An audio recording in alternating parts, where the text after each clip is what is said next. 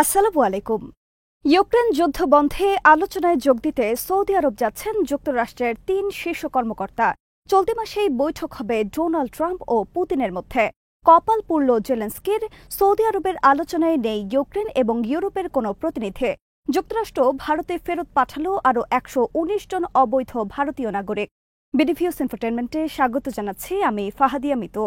আজ জানাবো প্রতিরক্ষা সংক্রান্ত গুরুত্বপূর্ণ কিছু খবর।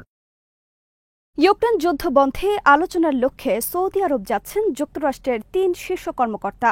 তারা হলেন জাতীয় নিরাপত্তা উপদেষ্টা মাইক ওয়ালস, পররাষ্ট্রমন্ত্রী মার্কো রুবিও এবং মধ্যপ্রাচ্য বিষয়ক ডোনাল্ড ট্রাম্পের বিশেষ প্রতিনিধি স্টিভ উইটকফ। যুক্তরাষ্ট্রের কর্মকর্তাদের সাথে বৈঠকে যোগ দিতে একইভাবে সৌদি আরব আসছেন রাশিয়ার সমপর্যায়ের শীর্ষ বেশ কয়েকজন কর্মকর্তা। রোববার এই খবর দিয়েছে সিএনএন। সৌদি আরবের যুবরাজ মোহাম্মদ বিন সালমান এই আলোচনায় গুরুত্বপূর্ণ ভূমিকা পালন করবেন বলে জানিয়েছে সিএনএন। খবরে বলা হয়েছে, শীর্ষ কর্মকর্তা পর্যায়ের আলোচনার পর সৌদি আরবে বৈঠকে বসতে যাচ্ছেন যুক্তরাষ্ট্রের প্রেসিডেন্ট ডোনাল্ড ট্রাম্প এবং রাশিয়ার প্রেসিডেন্ট ভ্লাদিমির পুতিন। যুক্তরাষ্ট্রের সংবাদ মাধ্যম ব্লুমবার্গ এবং পলিটিকোর শনিবারের খবরে বলা হয়েছে, চলতি মাসের শেষের দিকেই ডোনাল্ড ট্রাম্প এবং ভ্লাদিমির পুতিন মিলিত হতে যাচ্ছেন ঐতিহাসিক এক বৈঠকে। এই বৈঠকেই চূড়ান্ত হয়ে যেতে পারে ইউক্রেন যুদ্ধ বন্ধ বিষয়ে। সিএনএনের খবরে বলা হয়েছে, সৌদি আরবে আলোচনায় অংশ নিতে দেওয়া হবে না ইউরোপের কোনো প্রতিনিধি। এমনকি সৌদি আরবে ওয়াশিংটন মস্কো কর্মকর্তাদের বৈঠকে আমন্ত্রণ জানানো হয়নি ইউক্রেনের কাউকে। এ বিষয়ে ইউক্রেন প্রেসিডেন্ট ভলোদিমির জেলেনস্কি তীব্র ক্ষোভ প্রকাশ করেছেন শনিবার সাংবাদিকদের সামনে। জেলেনস্কি বলেছেন, তাকে পাশ কাটিয়ে ইউক্রেন বিষয়ে যুক্তরাষ্ট্র ও রাশিয়ার মধ্যে কোনো চুক্তি মানবেন না তিনি।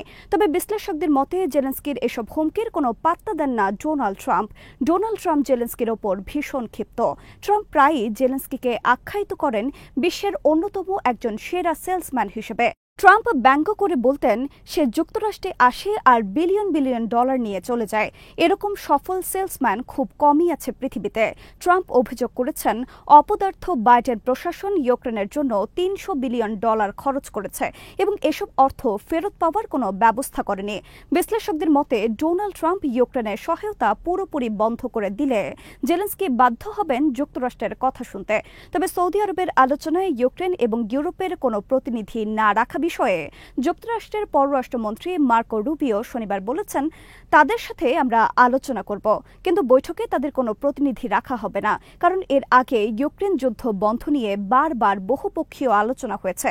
বহুপক্ষীয় আলোচনা করে কোনো ফল পাওয়া যায়নি। তাই এবার কেবল আলোচনা হবে রাশিয়া ও যুক্তরাষ্ট্রের মধ্যে। যুক্তরাষ্ট্র বিষয়ে পুরোপুরি হতাশ হয়ে পড়েছেন ইউক্রেনকে ধ্বংসকারী যুদ্ধবাজ প্রেসিডেন্ট ভলোদিমির জেলেনস্কি। তাই এবার তিনি তোষামোদে নেমেছেন ইউরোপের। জো বাইডেন ক্ষমতায় থাকা অবস্থায় তিনি তেমন একটা পাত্তা দেননি ইউরোপকে। কিন্তু বাইডেনের পতনের পর, ট্রাম্পের হুমকির পর ইউরোপ বিষয়ে সুর নরম করেছেন ভলোদিমির জেলেনস্কি।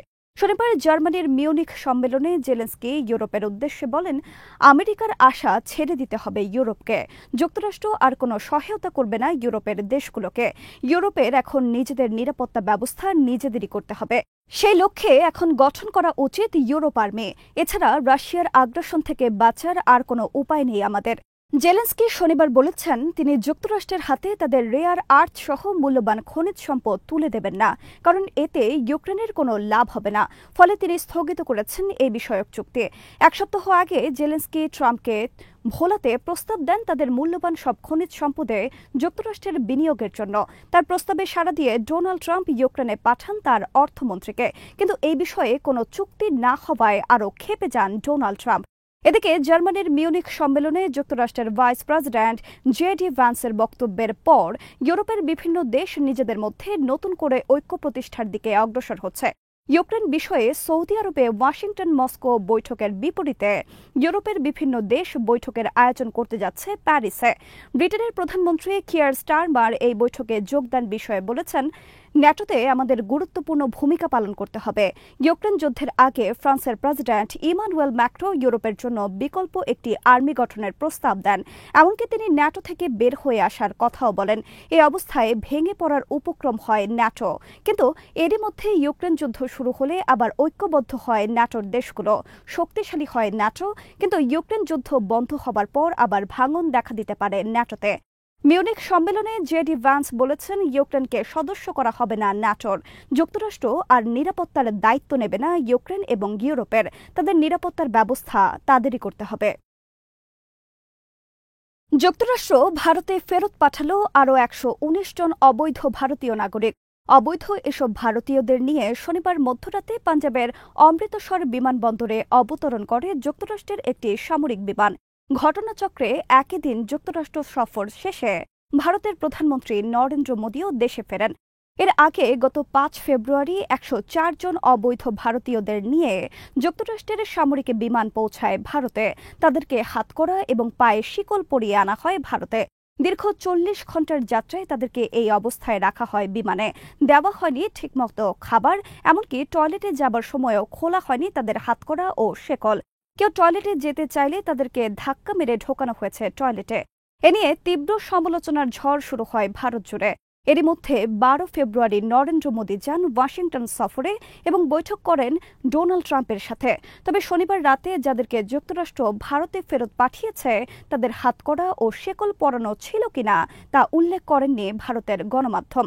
কিন্তু একই দিন প্রধানমন্ত্রী নরেন্দ্র মোদী ও অবৈধ ভারতীয়দের দেশে ফেরত পাঠানো নিয়েও চলছে সমালোচনা চলছে ওয়াশিংটন সফরে মোদী তেমন কিছু অর্জন করতে পারেননি ট্রাম্পের কাছে। ট্রাম্পকে মোদী তার দোস্ত এবং মাই ডিয়ার ফ্রেন্ড হিসেবে আখ্যায়িত করলেও এবারের সফরের মোদীর স্বঘোষিত বন্ধুত্বের কোনো লক্ষণ দেখা যায়নি ট্রাম্পের পক্ষ থেকে। যুক্তরাষ্ট্রের তালিকায় বর্তমানে ১৮,০০০-এর বেশি অবৈধ ভারতীয় রয়েছে। তারা অবৈধভাবে প্রবেশ করেছে যুক্তরাষ্ট্রে। তাদের গ্রেফতার অভিযান চলছে এবং সবাইকে ফেরত পাঠানো হবে বলে ঘোষণা দিয়েছে ট্রাম্প প্রশাসন। যুক্তরাষ্ট্রে মোট ৪৮ লাখ ভারতীয় অভিবাসী রয়েছে। ট্রাম্প প্রশাসন এদের মধ্যে ১৬ লাখ অভিবাসী অবৈধ ঘোষণা করেছে। এসব ১৬ লাখ ভারতীয়ের জন্ম যুক্তরাষ্ট্রে হলেও ট্রাম্প প্রশাসন তাদের অবৈধ ঘোষণা করেছে, কারণ ডোনাল্ড ট্রাম্পের নির্বাহী আদেশ অনুসারে যুক্তরাষ্ট্রে বিদেশিদের জন্ম দেওয়া সন্তানও অবৈধ। ভারতের পক্ষ থেকে বলা হয়েছে তারা অবৈধভাবে প্রবেশ করা ১৮,০০০ ভারতীয়কে ফেরত আনা বিষয়ে কোনো আপত্তি করবে না ট্রাম্প প্রশাসনের বিরুদ্ধে। আজ এখানেই শেষ করছি। সমরাষ্ট্র, প্রতিরক্ষা ও কূটনীতির নানা তথ্য জানতে চোখ রাখুন বিডিফিউজ ইনফোটেনমেন্টে। চ্যানেলটি ভালো লাগলে সাবস্ক্রাইব করুন, সংযুক্ত থাকুন আমাদের ফেসবুক পেজে। আল্লাহ হাফেজ।